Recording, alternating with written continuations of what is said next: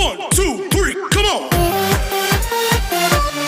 Friends, आप सभी का स्वागत है इस न्यू स्टूडेंट क्लासेस में। अपना क्या चल रहा है, ऑस्ट्रेलिया कॉन्टिनेंट जो अपन ने किया है, आज इसको पूरा कंप्लीट करवा देंगे।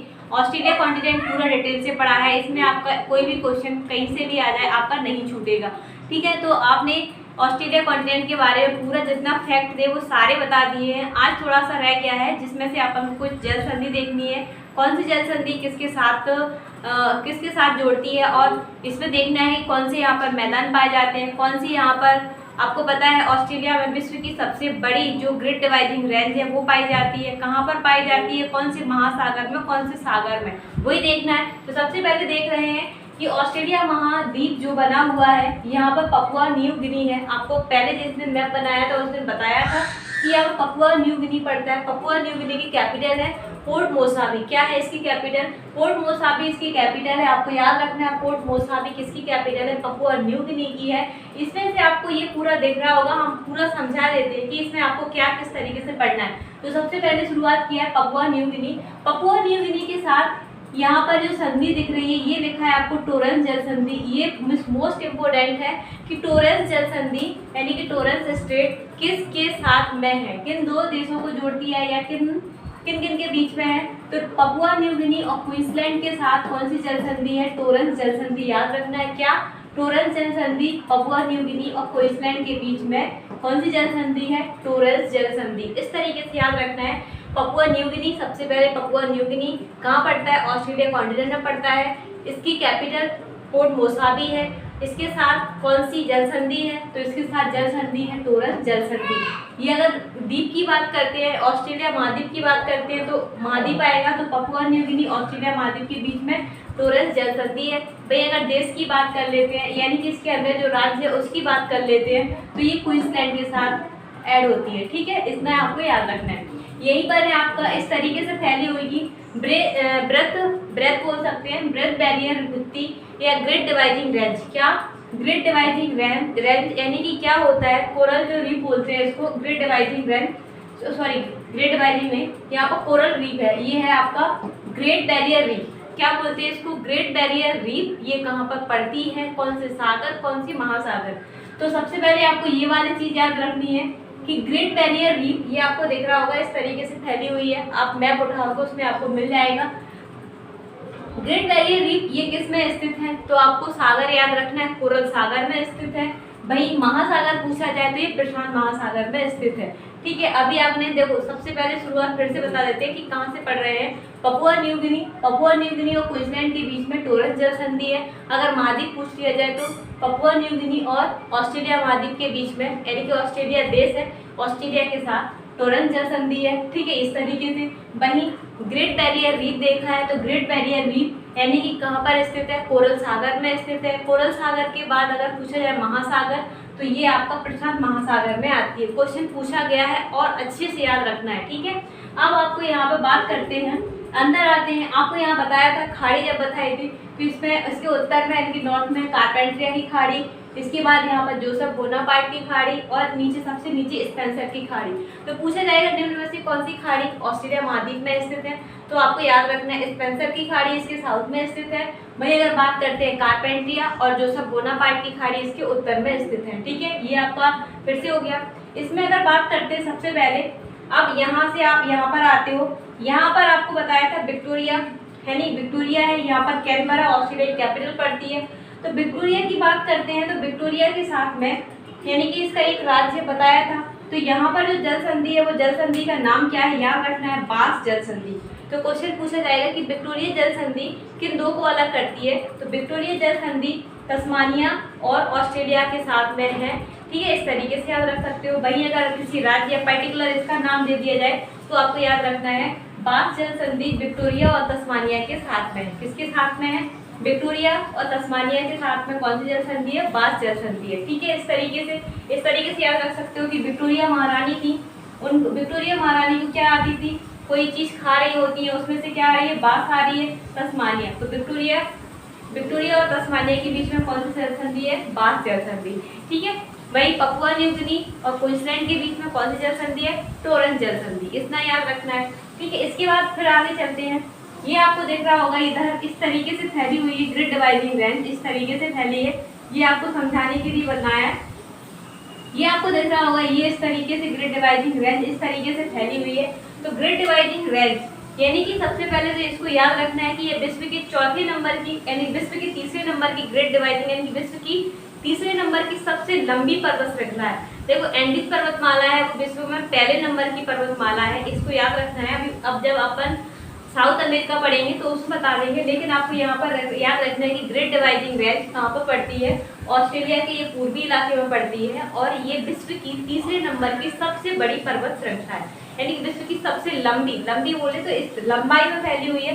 तो सबसे लंबी पर्वत श्रृंखला कौन सी है? Grid dividing range. ये आपको यहाँ पर जगह नहीं थी, इस तरीके से शो कर दिया है, ये आपको यहाँ पर बता देते हैं। ये इस तरीके से यहाँ पर आप याद रख सकते हो।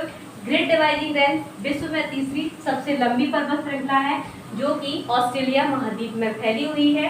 ठीक है, इसकी सबसे ऊंची चोटी पूछी जाएगी।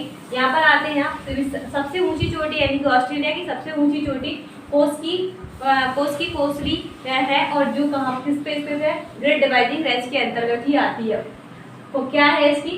कोसी उली इस तरीके का नाम लिखा है। थोड़ा आप 2-3 बार रिपीट करोगे तो आपको याद हो जाएगा। क्या?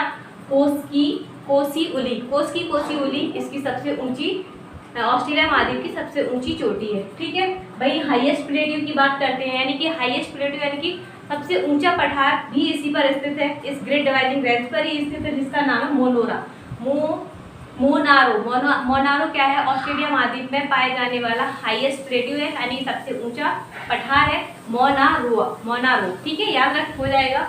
मोनारो कोस्टली क्या है? इसकी सबसे ऊंची चोटी है। ग्रेट डिवाइडिंग रेंज ऑस्ट्रेलिया महाद्वीप पर फैली हुई है। ये विश्व की तीसरे नंबर की सबसे लंबी पर्वत श्रृंखला है। ये आपका याद हो गया। ठीक है, सारी चीजें आपको यही याद हो जाएंगी। ग्रेट बैरियर रीफ याद रखना है कोरल सागर में, सागर नहीं दिया रहेगा वहाँ पे महासागर भी पूछ लेते हैं, तो आपको याद रखना है प्रशांत महासागर में। साइड ही पूछ ले किस साइड में है, तो ये आपको याद रखना है कि ये ऑस्ट्रेलिया महाद्वीप की पूर्वी दिशा में है। ठीक है, ये याद रखना है। और उसमें आपसे पूछा जाए कि ग्रेट बैरियर रीफ यानी कि ये मूंगा चट्टानें होती हैं, उनसे निर्मित होती है, क्या होता है? ठीक है, ग्रेट डिवाइडिंग रेंज पूरा एक आपके लिए ग्रेट बैरियर रीफ का यानी कि जो प्रवाल भित्ति है उसका पूरा एक टॉपिक करवा देंगे, छोटा सा है, पूरा डिटेल में देंगे। ठीक है, इसमें आपको याद रखना है। अब आते हैं नल्ला बोरका का मैदान। आपसे पूछा जाएगा नल्ला बोरका का मैदान यहाँ पर है। इसकी स्पेशलिटी ये है कि यहाँ पर किसी भी प्रकार का कोई पेड़ नहीं है, मतलब यहाँ पर किसी प्रकार का कोई पेड़ नहीं है, लेकिन घास के रूप में ये पाया जाता है। तो नल्ला बोरका का मैदान कहाँ पर है? ऑस्ट्रेलिया महाद्वीप के साउथ में है नल्ला बोरका का मैदान। ठीक है, हो गया। स्पेंसर की खाड़ी आपको यहाँ बताई थी, स्पेंसर की खाड़ी याद रखना है इसमें। इसके बाद अगर बात करते हैं पर्थ, यानी कि आपको पर्थ कौन सी नदी के किनारे स्थित है? तो ये स्वान नदी के किनारे है पर्थ। ये इसका मतलब क्या था, ऐसा आपको बताया था, BSc MA PhD करके ट्रिक बताई थी ना, तो उसी में से इसका एक शहर है पर्थ। किसके किनारे स्थित है? स्वान नदी के किनारे स्थित है। ठीक है, याद रखना है इसको। इसके बाद आता है आपका मकर रेखा निकलती है ऑस्ट्रेलिया महाद्वीप से। कौन सी रेखा निकलती है? मकर रेखा ऑस्ट्रेलिया महाद्वीप से निकलती है। इस पे स्थित एकमात्र झील जिसका नाम है डिसअपॉइंटमेंट झील बताया था, और एकमात्र नदी जो इसको 2 बार काटती है जिसका नाम है फिटरजॉय रिवर। कौन सी थी? फिटरजॉय रिवर। ठीक है, आपको बताया था ऑस्ट्रेलिया महाद्वीप को ओशिनियस के नाम से जाना जाता है। क्यों जाना जाता है? क्योंकि ऑस्ट्रेलिया महाद्वीप जो है चारों तरफ पानी से घिरा हुआ है, चारों तरफ सागर और महासागरों से घिरा हुआ है, इस कारण से इसको ओशिनिया के नाम से भी जाना जाता है। द्विदीपीय महाद्वीप भी कहते हैं। क्यों कहते हैं? क्योंकि इसके बीच से कर्क रेखा गुजरती है, मकर रेखा गुजरती है। मकर रेखा क्या करती है? ट्रॉपिक ऑफ कैप्रिकॉर्न इसको 2 पार्ट्स में डिवाइड करती है, इस कारण से इसको द्विदीपीय महाद्वीप की संज्ञा दी गई है। यह विश्व का सबसे छोटा महाद्वीप है। ठीक है, तो ये इसमें आपको याद हो गया। तो इसमें क्या याद रखना है? इस तरीके से पूछ सकते हैं कि तस्मान सागर कहाँ पर स्थित है? कौन से महाद्वीप में है? तस्मान हो गया, आपका कोरल हो गया, तस्मान, तिमोर, कोरल हो गया, तस्मान हो गया, आरापुरा हो गया, तिमोर हो गया। तो ये 4-5 महासागर है। सोलेमन सागर पूछा गया है एक बार। सोलेमन सागर निम्न में से किस महाद्वीप के अंतर्गत आता है? तो सोलेमन महासागर कहाँ पर आता है? आपको याद रखना है कि ऑस्ट्रेलिया महाद्वीप में आता है। भाई बिस्मार्क सागर कहाँ पर स्थित है? ये भी ऑस्ट्रेलिया महाद्वीप में स्थित है। तो 5 से सागर है, बिस्मार्क, सोलेमन, कोरल, तस्मान, और इधर चलते हैं आप तिमोर सागर और आरापुरा सागर। ये आपके 4-5 सागर जिनको याद रखना है। और ऑस्ट्रेलिया महाद्वीप प्रशांत महासागर और हिंद महासागर से घिरा हुआ है। किससे? प्रशांत महासागर हिंद महासागर से घिरा हुआ है। ग्रेट बैरियर रीफ आपकी प्रशांत महासागर के अंतर्गत आती है। सागर की बात करते तो कोरल सागर के अंतर्गत आती है। इतना आपको याद रखना है, ठीक है। ग्रेट डिवाइडिंग रेंज यानी कि विश्व की तीसरे नंबर की सबसे लंबी पर्वत श्रृंखला है, सबसे लंबी रेंज है, जिसकी सबसे ऊंची चोटी आपको याद रखना है कोस्की कोसली इसकी ऊंची चोटी है। मोनारो इसका सबसे ऊंचा पठार है, ठीक है। अब देखते हैं न्यूजीलैंड। ये थे अपन न्यूजीलैंड के बारे में पूरी जानकारी यहाँ पर आपको दिखा रही होगी, लेकिन सबसे पहले इसे पढ़ना किस तरीके से। अभी तक आपने न्यूजीलैंड के बारे में थोड़ा बहुत जाना होगा, लेकिन अब मैं आपको पूरा डिटेल में बताती हूँ। यहाँ से मोस्ट इंपोर्टेंट क्वेश्चन आपको उठकर आते हैं। आपको पता है न्यूजीलैंड को अपन को किस तरीके से पढ़ना है। तो न्यूजीलैंड आपको यहाँ पर आपका ऑस्ट्रेलिया पड़ता है, आपने देखा होगा इधर पूरा ऑस्ट्रेलिया कवर करता है, तो यहाँ पर ऑस्ट्रेलिया और इधर पूरा क्या है आपका न्यूजीलैंड है। ये पूरा डिटेल में बता रहे हैं। सबसे पहले भूगर्भिक दृष्टि से ऑस्ट्रेलिया न्यूजीलैंड को अपन 3 पार्ट में डिवाइड किया है, यानी कि न्यूजीलैंड है वहाँ पर 3 द्वीप है। तो ये एक प्रकार का आइलैंड है जिसके 3 भागों में इसको डिवाइड किया गया है। उत्तरी न्यूजीलैंड, मध्य न्यूजीलैंड, दक्षिणी न्यूजीलैंड बोल सकते हैं, यानी कि नॉर्थ न्यूजीलैंड, मिड न्यूजीलैंड और आपका साउथ न्यूजीलैंड, ठीक है। देखते हैं एन मतलब हो गया आपका नॉर्थ न्यूजीलैंड। नॉर्थ न्यूजीलैंड में सबसे पहले देखते हैं कि क्या है इसमें। सबसे पहले आपको दिख रहा होगा ऑकलैंड, यानी कि सबसे बड़ा शहर है इसका। न्यूजीलैंड का सबसे बड़ा शहर ऑकलैंड है, जो कि यहाँ पर है उत्तरी न्यूजीलैंड में स्थित है। प्लेंटो की खाड़ी, यहाँ बोल सकते हैं प्लेंटी की खाड़ी, प्लेंटो की खाड़ी कहाँ पर है? न्यूजीलैंड में स्थित है, ये भी आपको याद रखना है। प्लेंटो की खाड़ी यानी कि उत्तरी न्यूजीलैंड में स्थित है। वहीं टाम्पो झील यानी कि ऑस्ट्रेलिया में स्थित है। ये कैसी है? ऑस्ट्रेलिया नहीं, न्यूजीलैंड पढ़ रहे हैं तो न्यूजीलैंड में स्थित है। सबसे पहले आपको टॉपिक देखना है न्यूजीलैंड। यहाँ पर भूगर्भिक दृष्टि से इसको 3 पार्ट में डिवाइड किया गया है। अपन आ रहे हैं नॉर्थ न्यूजीलैंड के पास। नॉर्थ न्यूजीलैंड यानी कि ऑकलैंड सबसे बड़ा शहर याद रखना है भाई। अगर बात करते हैं प्लेंटो की खाड़ी यानी कि इसकी नॉर्थ न्यूजीलैंड में स्थित है। टाम्पो झील मीठे पानी की झील है, ये याद रखना है भाई। इसकी कैपिटल, न्यूजीलैंड की कैपिटल क्या है? वेलिंगटन, जो कि यहाँ पर स्थित है। नॉर्थ न्यूजीलैंड द्वीप पर स्थित है, वेलिंगटन इसकी कैपिटल याद रखना है। अब यहाँ पर आपको इस तरीके से ये 2 डॉटेड लाइन दिख रही होगी, ये डॉटेड लाइन, ठीक है। तो ये माउंट कुक जल संधि आपको पता है उत्तरी न्यूजीलैंड को मध्य न्यूजीलैंड से अलग करती है। कौन सी स्टेट है? तो माउंट कुक स्टेट, ठीक है, याद हो जाएगा। इसके बाद यहाँ चलते हैं, ये आपको दिख रहा होगा कैंटबरी घास के मैदान, ये आपको यहाँ पर देखेंगे कैंटबरी घास के मैदान। ये क्या बने हुए हैं? कैंटबरी घास के मैदान। ये कैंटबरी घास के मैदान जो है मध्य न्यूजीलैंड में पाए जाते हैं। ये मुख्य रूप से शीतोष्ण घास के मतलब ठंडी और गर्म यानी कि शीतोष्ण घास के मैदान है, टेम्परेट बोल सकते हैं। भेड़ पालन के लिए बहुत उपयोगी होते हैं। क्या? भेड़ पालने के लिए पूछा गया एक बार कैंटबरी घास के मैदान कहाँ पर है? सबसे पहले तो क्वेश्चन यही है, तो आपको याद रखना है न्यूजीलैंड में स्थित है। न्यूजीलैंड में भी कहाँ पर स्थित है? तो मध्य न्यूजीलैंड वाले पार्ट में स्थित है। किसके लिए उपयोगी होते हैं? तो भेड़ जो होती है भेड़ों के लिए, भेड़ पालन के लिए उपयोगी होते हैं। वहीं आपको ऊपर की ओर दिख रहा होगा नॉर्थ न्यूजीलैंड के पास में तरानाकी घास के मैदान ऊष्ण यानी कि गर्म घास के मैदान है। ये कहाँ पर स्थित है? तो नॉर्थ न्यूजीलैंड में स्थित है। ये मुख्य रूप से किसके लिए है? तो ये गाय पालन के लिए इम्पोर्टेंट रहते हैं, गाय पालन के लिए काफी यूजफुल रहते हैं, ये याद रखना है। अब आपका है, अब ये आपको दिख रहा होगा सबसे छोटा है इसका साउथ न्यूजीलैंड, बिल्कुल छोटा सा है, यहाँ पर थोड़ा बड़ा किया है क्योंकि पढ़ाने के लिए। यहाँ पर आपको मध्य न्यूजीलैंड में ही क्या पड़ती है, यानी कि मिड जो न्यूजीलैंड है वहाँ पर दक्षिणी आल्प्स पर्वत श्रृंखला है। दक्षिणी आल्प्स पर्वत श्रृंखला ये आपको याद रखना है। दक्षिणी आल्प्स पर्वत, देखो आल्प्स पर्वत जो है अपन यूरोप में पढ़ेंगे जो कि इटली में पड़ता है, लेकिन यहाँ पर आपको देखना है दक्षिणी आल्प्स यानी कि यहाँ पर साउथ आल्प्स लगा है, इसीलिए ये क्वेश्चन पूछा जाता है कि बच्चे कंफ्यूज हो, इसीलिए आपको याद रखना है कि साउथ आल्प्स पर्वत ये कहाँ पर स्थित है, यानी कि न्यूजीलैंड यानी कि मिड न्यूजीलैंड में स्थित है, ये याद रखना है। ये सबसे ऊंची चोटी इसकी माउंट कुक इसी पर्वत पर स्थित है। न्यूजीलैंड की अगर बात करें तो न्यूजीलैंड की सबसे ऊंची चोटी माउंट कुक है जो कि आल्प्स पर्वत यानी कि दक्षिणी आल्प्स पर स्थित है।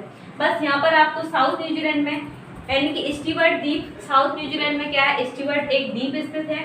भाई अगर बात करते हैं यहाँ पर आपको दिख रहा होगा ये जो आपका एरो बना हुआ है, ये वाला एरो, यहाँ पर फोवा जल संधि है जो कि मध्य न्यूजीलैंड को साउथ न्यूजीलैंड से अलग करती है। क्या करती है?